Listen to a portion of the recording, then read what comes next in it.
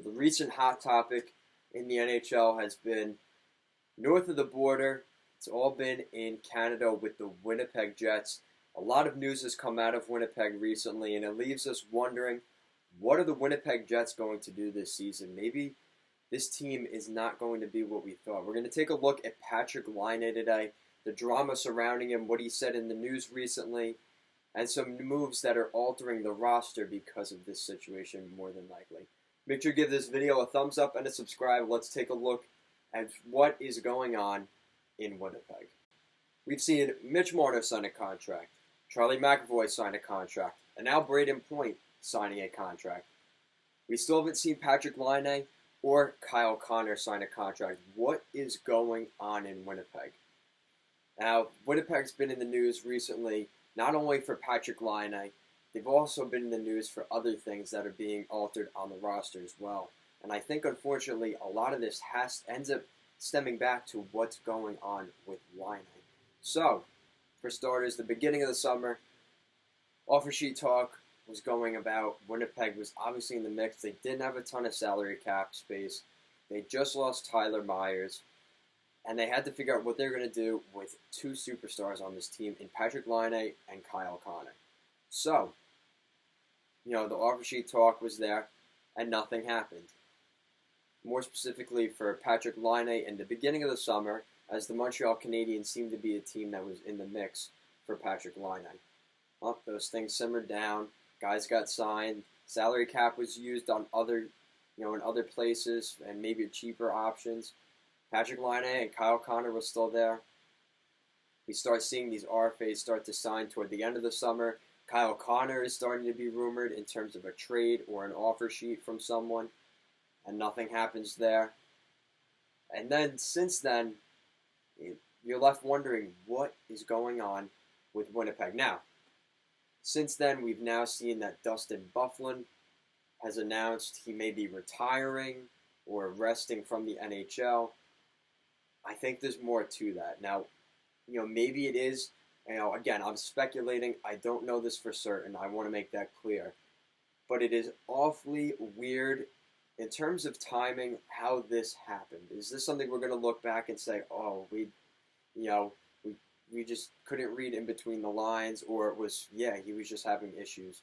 Now, again, I don't want to speculate on Dustin Byfuglien's behalf, because if he has issues at home, I don't want to be assuming, but it just seems awfully weird that just prior to that, Patrik Laine is in Europe, and he was, talking to the media, and he said something to the degree of, my line, players around the league have all these great line mates and talents with them on their top lines, and I don't really think that I have that. Basically, to that extent is what he said. And it kind of leaves a bad taste in your mouth.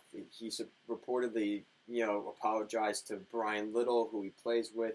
There was an interview where Blake Wheeler kind of just said it doesn't really matter. It's starting to affect the team. And you wonder if now, all of a sudden, Dustin Byfuglien's retiring, his salary cap comes off the books. Whoa. See, that's the thing. The salary cap comes off the books. Is this Kevin Cheveldayoff looking at another way to alleviate some cap space? He figures it's worth losing Dustin Byfuglien and keeping these two assets in Connor and Laine than having these two players sit in the wings to get offer sheeted or just not play at all instead of losing Byfuglien. Now, that's something that you could debate about how great, how maybe morally wrong that is, but at the end of the day, it's something that there could be something to that. Now you wonder, not only are you affecting your teammates in terms of you're not signing a contract, you're obviously, you have to figure they know that Patrik Laine is frustrated. Patrik Laine did not have a great end to the season from, I believe, the beginning of December to the end of the season, over 30 games. He had only 9 goals in that whole time. So he's struggled at the end of last season. There's also been rumors that his parents are coming over from Sweden or wherever he's from, Finland. They are coming over, and they will be living with him. Now, the rumor has been he wants his mom there so she can cook him meals. Now, again, I don't know how true this is. Again, this is all speculation. There's probably something to it. Maybe not to that degree, but there is something to that. There's also been rumors he is addicted to video games. That's also been something that's been talked about. So these are just things that it all accumulates, and you wonder, what is Patrik Laine at this point? Did he, is this something he became addicted to video games and just couldn't handle being a professional hockey player? There's a degree where you're a very good athlete and being a professional. An athlete and a professional athlete are completely different things.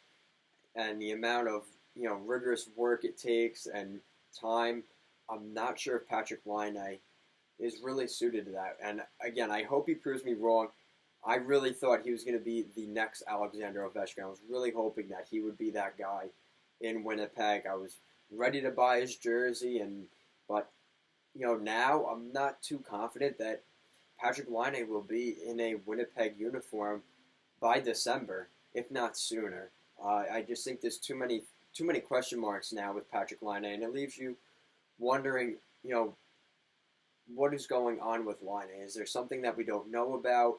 And it's not fair, though, because now you see Byfuglien, kind of early retirement possibly because of this. Throwing shade at teammates, whether they're going to soon be former teammates or not. When that gets around the NHL, it does not look good on you, and it diminishes your value, quite honestly. It shows, the NHL is a very, a very black and white league. There's not a lot of progressiveness in the league. They don't like colorful players. You've seen already with guys like PK Subban, how they get moved around.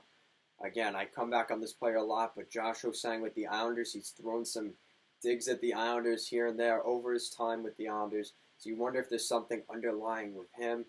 So these are just players that they have a very strong personality, and it may not be boding well with NHL management teams. So let me know what you guys think in the comments section down below. What is going to happen with the Winnipeg Jets? What are they going to do? Is Byfuglien going to be leaving the Jets? What's going on with Patrik Laine and Kyle Connor? Let's be honest. I mean, I'm sure Patrik Laine's fiasco is having an issue for Kyle Connor. Connor probably wants to get a contract done, I would think. He wants to get a deal done. He wants to be in training camp, and he wants to be ready to play this season because he does not want to be the next William Nylander. And right now, it's kind of looking like that could end up happening. If they're going to, they got to figure out what they're doing with Laine first, it seems like, because I think they would have got something done with Connor, if they felt like that was what they were going to do. So let me know down below. Make sure to give this video a thumbs up and a subscribe as well. Check out our Instagram as well at Goal Line Hockey. Thank you for watching, and have a good day.